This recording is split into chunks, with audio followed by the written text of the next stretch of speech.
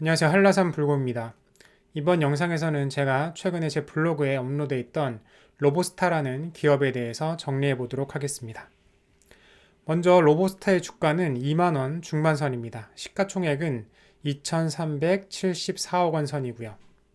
주가 흐름을 보면은 2015년까지는 대략 4,000원 정도였던 주가가 2018년 중반에는 4만 5천 원까지 상승합니다. 거의 10배 가까이 상승을 한 거죠. 이후 등락을 반복하면서 지금에 이르렀습니다. 최근 삼성전자가 이 로봇 사업 TF를 로봇 사업팀으로 격상했습니다. 즉, 이 로봇 사업에 대한 사업화 가능성 확인은 긍정적으로 끝났다는 것이죠. 그래서 삼성의 로봇 사업 본격 진출에 따른 기대감에 로봇 관련주들이 잠시 급등을 했었습니다. 그 때문에 이 로보스타도 주가가 잠시 급등을 했습니다. 그런데 이 삼성전자의 로봇 사업은 생활 밀착형 제품일 가능성이 큽니다.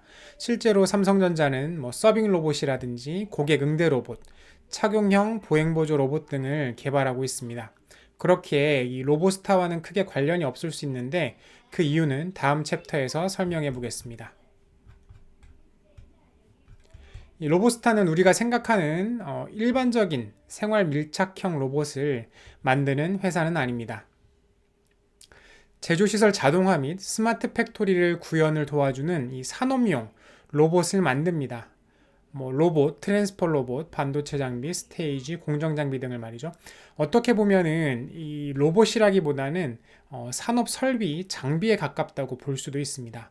그렇기에 삼성전자가 진출할 로봇 분야와는 다를 가능성이 큽니다. 물론 삼성전자의 행보를 지켜보긴 해야겠죠. 로보스타의 매출은 2017년 중반까지는 계속 상승하다가 이후 이 반전을 보이면서 2020년까지 하락합니다. 어떻게 보면은 앞에서 본 로보스타의 주가 흐름과 굉장히 비슷합니다. 보면 영업이익과 단기 순이익도 마찬가지로 비슷합니다. 특히 2018년부터 2020년까지는 적자를 기록한 분기도 꽤 많습니다. 자산 총계와 자본 총계를 보면요. 2019년까지는 계속 증가하다가 최근에 약간 감소 추세입니다. 반면 이 부채 비율은 계속 감소하고 있습니다. 올해 2분기 기준으로 해서 부채 비율이 60% 수준으로 재무 상태는 꽤 양호한 편이라고 볼 수 있겠습니다. 로보스타의 최대 주주는 이 지분의 33.4%를 보유한 LG전자고요. LG전자 외에 5% 이상의 지분을 보유한 투자 주체는 없는 것으로 확인했습니다. 즉, 이 LG 지주회사가 LG전자를 통해서 이 로보스타의 경영권을 장악하고 있는 셈입니다. 개인적으로 판단한 로보스타의 장단점을 한번 정리해 보겠습니다. 먼저 첫 번째 장점은 이 로보스타가 현재 사업을 하고 있는 스마트 팩토리 그리고 공장 자동화 수요가 계속해서 증가할 것이라는 겁니다. 즉, 이 시장이 계속 확대가 된다는 것이죠. 두 번째, 로보스타는 업력이 길고 기술력이 뛰어납니다. 다수의 관련 특허도 보유를 하고 있고요. 그리고 세 번째 장점은 아까 설명했듯이 이 재무 상태가 안정적이라고 볼 수 있습니다. 부채 비율이 60%로 굉장히 낮은 편이죠. 첫 번째 단점으로는 시장 경쟁이 굉장히 치열하다는 겁니다. 성장 가능성이 큰 시장인 만큼 현재 경쟁도 굉장히 치열합니다. 국내, 해외 업체 가릴 것 없이 굉장히 치열하게 경쟁을 하고 있죠. 두 번째로는 이 코로나19로 인해서 이 공장 가동률과 교역이 감소하고 있다는 겁니다. 공장 가동률이 감소하고 교역도 감소하면 그만큼 이 스마트 팩토리, 공장 자동화 수요 성장이 더디겠죠. 이 산업용 로봇 수요도 줄어들 수밖에 없습니다. 그리고 참고할 점은 이 로보스타는 아직 이 LG 계열사, 특히 LG전자의 매출이 대부분입니다.